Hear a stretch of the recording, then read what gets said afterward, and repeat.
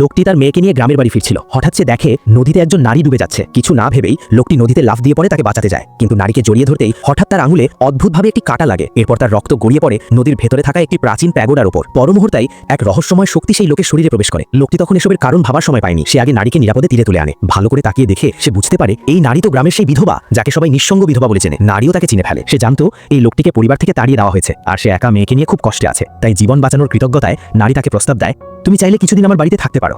লোকটি তার আন্তরিকতা দেখে রাজি হয়ে যায়। ঠিক সেই মুহূর্তে হঠাৎ তার চোখের সামনে ভেসে ওঠে একটি সিস্টেম স্ক্রিন। স্ক্রিনে লেখা সে পেয়েছে অমর সিল। এই সিলের ক্ষমতা হলো সব প্রাণী তার আদেশ মানতে বাধ্য হবে। শুরুতে লোকটি একদমই বিশ্বাস করেনি। ভাবলো বিশ্বাস করলেও তো ক্ষতি নেই। সে সঙ্গে সঙ্গে পানির ভেতরের মাছের দিকে তাকিয়ে মন্ত্র প্রয়োগ করল। পর মুহূর্তেই মাছগুলো পানি থেকে লাফিয়ে সরাসরি তীরে উঠে এলো। এই দৃশ্য দেখে লোকটি বুঝে গেল সিস্টেমটা সত্যি, কিন্তু পাশে থাকা নারী ভীষণ ভয় পেয়ে যায়। সে বুঝতেই পারছিল না লোকটা এটা কিভাবে করলো। লোকটি যাতে সে ভুল না বোঝে তাই বলল, চলো আগে মাছগুলো কুড়িয়ে নিই। নারী সঙ্গে সঙ্গে মাথা নেড়ে চুপচাপ মাছ করাতে শুরু করে। সব মাছ তোলার পর তারা একসাথে বাড়ি ফিরে যায়, কারণ নারীটি একটি সরাইখানার মালিক। লোকটি ফ্রি থাকতে লজ্জা পাচ্ছিল, তাই সে ভাড়া দেওয়ার কথা বললে নারী হেসে বলে, টাকা লাগবে না, আমার জীবন তো তুমি বাঁচিয়েছ, আমরা কি আর টাকা পয়সার হিসাব করি? এমন হলে তো আমি নিজেকেই তোমার কাছে দিয়ে দিতাম।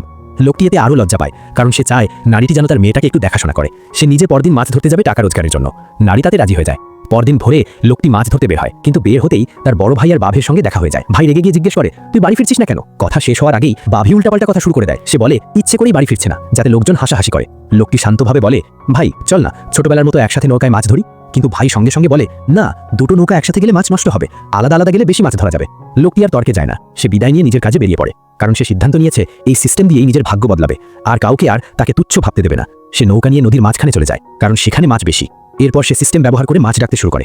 কিছুক্ষণের মধ্যেই পুরো নৌকা ভর্তি হয়ে যায় বড় বড় মাছে। এরপর সে মাছগুলো নিয়ে রেস্টুরেন্টের সামনে বিক্রি করতে যায়। মালিক মাছ দেখে সঙ্গে সঙ্গে বলে, এত টাটকা মাছ! সে উচ্চ দাম দেয় আর বলে, ভবিষ্যতে যত মাছ থাকবে সব আমার কাছেই দিও। এভাবে তাদের মধ্যে দীর্ঘমেয়াদী চুক্তি হয়ে যায়। মালিকের এই আন্তরিকতা দেখে লোকটি তার 1000 বছরের কচ্ছপ বের করে। সে জিজ্ঞেস করে, এইটা নেবেন? মালিক দেখে বলে, এর দাম আমি জানি না, তবে আমি লোক ডেকে পরীক্ষা করাতে পারি। এই বলে সে ফোন করে। কিছুক্ষণ পর একজন ক্রেতা এসে বলে, 1200, আমি নিয়ে নিচ্ছি। লোকটি ঠান্ডা গলায় বলে, এটা তো একদম চাপ দিয়ে দাম বলা, এই দামে হলে আর কথা বলার দরকার নেই।